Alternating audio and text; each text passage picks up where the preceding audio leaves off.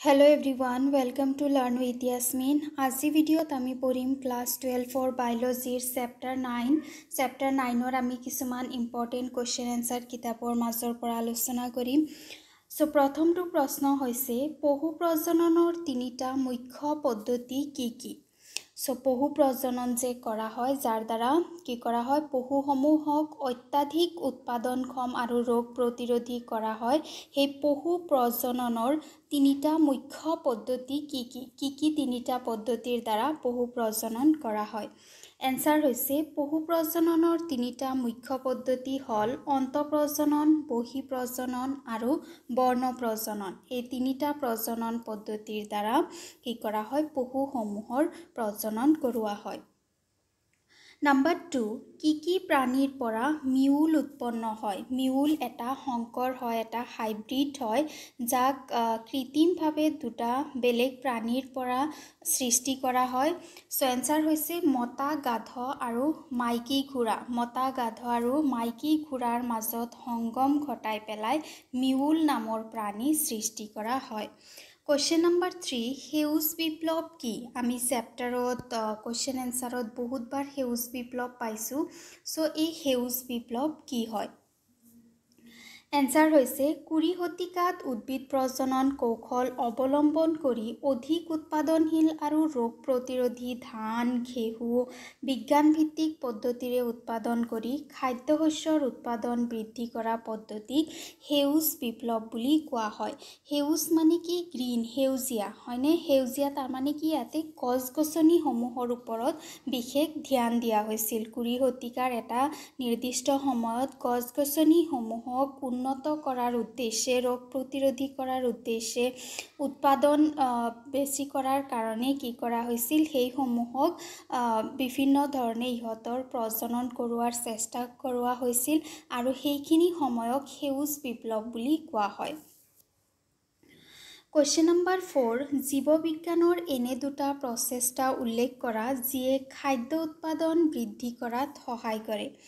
জীৱবিজ্ঞানৰ দুটা প্ৰচেষ্টা লিখিব দিছে যাৰ দ্বাৰা খাদ্যৰ উৎপাদন বঢ়াব পৰা যায়।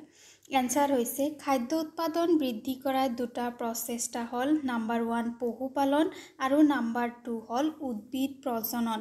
পশুপালনত কি কৰা হয় এনেকুৱা ধৰণৰ পশুসমূহক ফাৰ্ম কৰি পেলাই ইহঁতক লালন পালন কৰা হয় আৰু ইয়াতে পশুসমূহক প্ৰাকৃতিকভাৱে প্ৰজননৰ ব্যৱস্থা কৰোৱা হয় য'ত কাংক্ষিত গুণসমূহ লৈ পেলাই উৎপাদনক্ষম আৰু ৰোগ প্ৰতিৰোধী পশু সৃষ্টি কৰা হয়। যেনেকুৱা গৰুৰ ক্ষেত্ৰত আমি শুনিছোঁ জাৰ্চি গৰু, তাত গাখীৰ উৎপাদন বহুত বেছি পৰিমাণে হয়।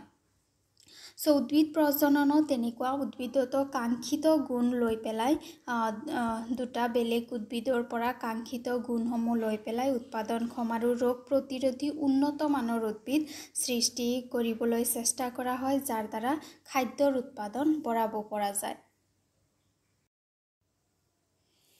নেক্সট কোৱেশ্চন নাম্বাৰ 5 আন্তঃপ্ৰজনন মানে কি? উদাহৰণ দিয়া। এইটো আচলতে অন্তঃপ্ৰজনন হ'ব। অন্তঃপ্ৰজনন বুলিলে কি বুজা উদাহৰণ দিব দিছে।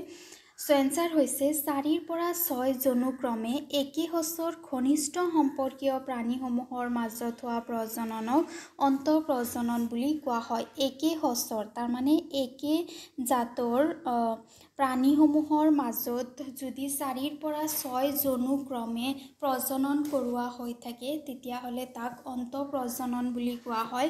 অন্তঃপ্ৰজনন গৰুৰ ক্ষেত্ৰত কৰা হয়, মহৰ ক্ষেত্ৰত কৰা হয়। কোৱেশ্চন নাম্বাৰ 6 অন্তঃপ্ৰজনন অৱনমন কি? ইয়াক কেনেকৈ দূৰ কৰিব পাৰি? সো এনসাৰ হৈছে ধাৰাবাহিকভাৱে অন্তঃপ্ৰজনন হৈ থাকিলে প্ৰাণীবোৰৰ প্ৰজনন ক্ষমতা আৰু উৎপাদন ক্ষমতা হেৰুৱাই ইয়াকে অন্তঃপ্ৰজনন অৱনমন বুলি কোৱা হয়। যদি ধাৰাবাহিকভাৱে একে জাতৰ জীৱসমূহৰ মাজত প্ৰজনন কৰি থকা হৈ থাকে কণ্টিনিউৱাছলি তেতিয়াহ'লে এটা সময়ৰ পিছত যিবোৰ আপত্য জীৱ সৃষ্টি হয় আপত্য জীৱসমূহৰ প্ৰজনন ক্ষমতা কমি আহে আৰু উৎপাদন ক্ষমতা কমি আহে আৰু ইয়াকে আন্তঃপ্ৰজনন অৱনমন বুলি কোৱা হয়। এই সমস্যা দূৰ কৰিবলৈ প্ৰজননৰ বাবে নিৰ্বাচিত প্ৰাণীসমূহৰ একে সঁচৰ দূৰস্থ কিন্তু উৎকৃষ্টতম প্ৰাণীৰ মাজত যৌন প্ৰজনন কৰাব লাগে। চ' যদি আন্তঃপ্ৰজনন অৱনমন দূৰ কৰাব লাগে তেতিয়াহ'লে কি কৰিব লাগিব যে এইবাৰ একে জাতৰ জীৱ নলৈ পেলাই এটা দূৰ সম্পৰ্কীয় একে সঁচৰ কিন্তু যাতে পূৰ্বপুৰুষ বেলেগ হয় তেনেকুৱা এটা প্ৰাণীৰ মাজত যদি ইহঁতৰ সংকৰণ কৰোৱা হয়, যৌন সংগম কৰোৱা হয়, তেতিয়াহ'লে ইহঁতৰ প্ৰজনন ক্ষমতা আৰু উৎপাদন ক্ষমতা আকৌ ঘূৰি আহে। চ' ইয়াৰ ফলত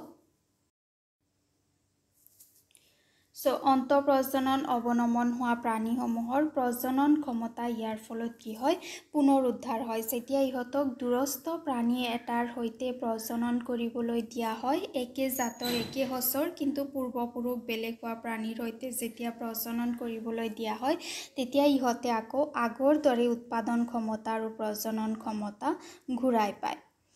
চ' এনেদৰে এইটো সমস্যা অন্তঃপ্ৰজনন অৱনমন দূৰ কৰিব পৰা যায়। কুৱেশ্যন নম্বৰ 7 হৈছে বহিঃসংকৰণ আৰু বহিঃসংকৰ কি? এনচাৰ হৈছে 4 পৰা 6 পুৰুষলৈ কোনো সাধাৰণ পূৰ্বপুৰুষ নথকা একে সঁচৰ প্ৰাণীসমূহৰ মাজত হোৱা যৌন সংগমক বহিঃসংকৰণ বোলে। 4 পৰা 6 জনলৈ যদি কোনো সাধাৰণ পূৰ্বপুৰুষ নহয় কিন্তু একে প্ৰজাতি একে হয় কিন্তু পূৰ্বপুৰুষ যদি একে নহয় তেতিয়াহ'লে তাক বহিঃসংকৰণ বুলি কোৱা হয়। আৰু বহিঃসংকৰণৰ ফলত উৎপন্ন হোৱা আপত্য সন্তানসমূহক বহিঃসংকৰ বুলি কোৱা হয়। যেতিয়া বহিঃসংকৰণ কৰা হয় আৰু তাৰ পৰা যিবোৰ আপত্য জীৱৰ সৃষ্টি হয় সেইবোৰক কি কোৱা হয় বহিঃসংকৰ বুলি কোৱা হয়। কুৱেশ্যন নম্বৰ 8 বৰ্ণসংকৰণ কি? উদাহৰণ দিয়া। বৰ্ণসংকৰণ কি হয় ডেফিনেশ্যন আৰু উদাহৰণ দিব লাগে।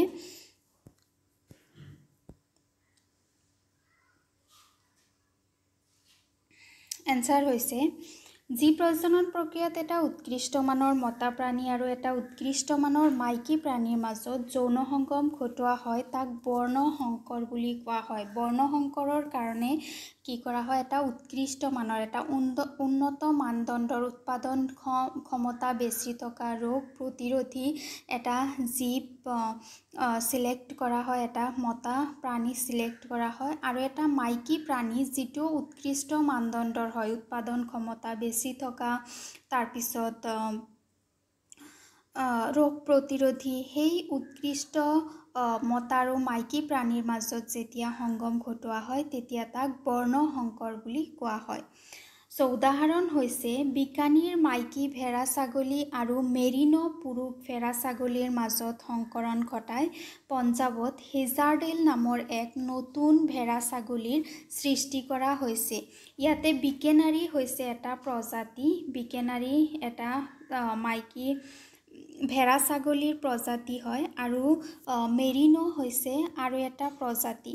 চ' মেৰিনো প্ৰজাতি আৰু বিকিনাৰী প্ৰজাতি, মেৰিনো প্ৰজাতিৰ লোৱা হৈছে মাইকী ভেড়া ছাগলী, মাইকী, আৰু মেৰিনৰ লোৱা হৈছে পুৰুষ।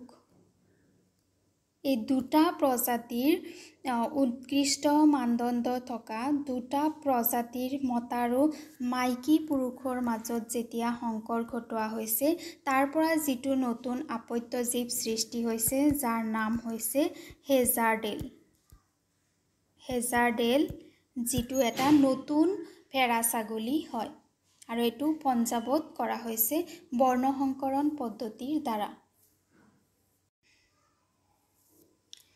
কুৱেশ্যন নম্বৰ 9 মৌ পালনত সাফল্য হ'বলৈ কি কি নিৰ্দেশনাৰ আৱশ্যক? যিবোৰ মানুহে মৌ পালন কৰে, মৌ-মাখি লালন পালন কৰে, তেনেকুৱা ধৰণৰ মানুহবোৰে কেনেকুৱা ধৰণৰ নিৰ্দেশনা মানি চলিব লাগে যাতে সিহঁতে ভালদৰে মৌ পালন কৰিব পাৰে, মৌ-মাখি পালন কৰিব পাৰে। সো এনসাৰ হৈছে মৌ পালনত সাফল্য হ'বলৈ আৱশ্যকীয় নিৰ্দেশনা হ'ল নাম্বাৰ 1 মৌমাখিৰ প্ৰকৃতি আৰু স্বভাৱৰ বিষয়ে সম্যক জ্ঞান থকা মৌমাখিবোৰ কেনেকুৱা হয় ইহঁতৰ প্ৰকৃতি কেনেকুৱা স্বভাৱ কেনেকুৱা সেই বিষয়ে তেওঁলোকে জানিব লাগে নাম্বাৰ 2 মৌচাকখন ৰাখিবলৈ উপযুক্ত ঠাইৰ নিৰ্বাচন মৌচাকখন এনেকুৱা ঠাইত ৰাখিব লাগে যাতে কোনো পৰজীৱীয়ে আহি আক্ৰমণ কৰিব নোৱাৰে সো এটা উপযুক্ত ঠাইত মৌচাক ৰখাৰ ব্যৱস্থা কৰিব লাগে নাম্বাৰ 3 মৌমাখিৰ জাক ধৰা আৰু